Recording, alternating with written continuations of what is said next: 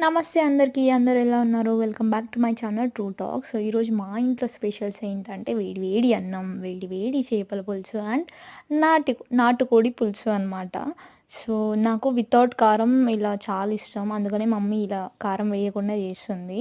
Taste అయితే వేరే level ఉంటది. అండ్ బంజారా స్పెషల్ జొన్న రొట్టె అనమాట. చేపల పులుసు మీద అండ్ నాటుకోడి దానికి కాంబినేషన్‌గా జొన్న రొట్టె సూపరుంటది.